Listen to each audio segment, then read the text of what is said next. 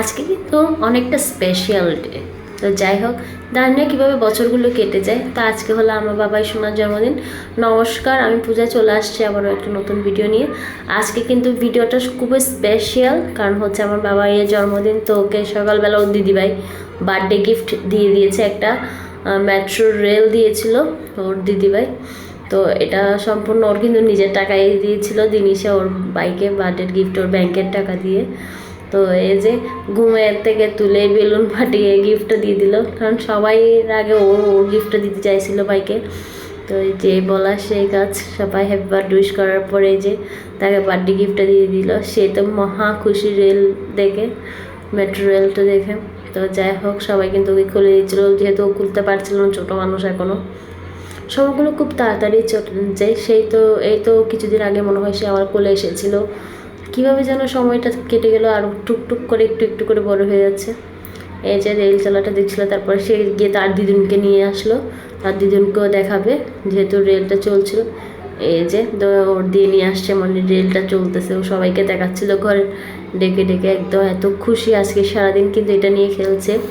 আর net off থাকাতে অনেক video জমা হয়ে আছে, আস্তে আস্তে সবগুলো দিব। কি এক অবস্থা ছিল, মানে নেট এখনও মোটামুটি অনেকটাই স্লো। দেন ওর জন্য একটা পুজো দেওয়া হয়েছিল। আজকে ইচ্ছা ছিল একটু ভোগ দিব, বাট পারছি না বলে দিতে পারছিলাম না। তো আমরা শিববাড়িতে একটা পুজো দিয়েছিলাম, আমাদের এখানে ফিরিঙ্গি বাজার শিববাড়ি মন্দিরে। তো সেখান থেকে লুচি আর পায়েস দিয়েছিল ওর জন্য ভোগের। দেন মিষ্টির প্রসাদ দিয়েছিলাম আমরা, সেটা দেখাবো।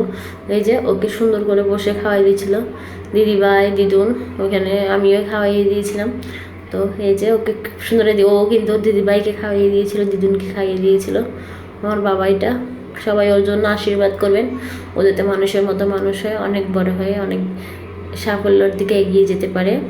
এই যে সব কিছু করে দেন। এই যে এই মিষ্টির প্রসাদ ওর জন্য পুজো দেওয়া হয়েছিল।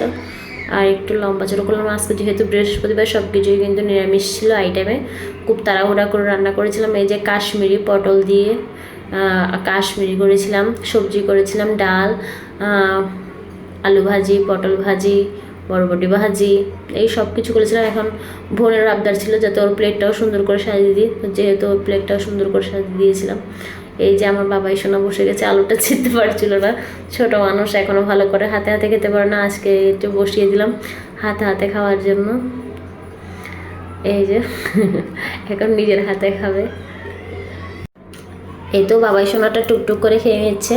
তো এগুলো কিন্তু ফার্স্ট পর্বটা যাচ্ছে, তো আরও পর্ব বাকি আছে, আপনাদের সাথে সব কিছুই শেয়ার করবো।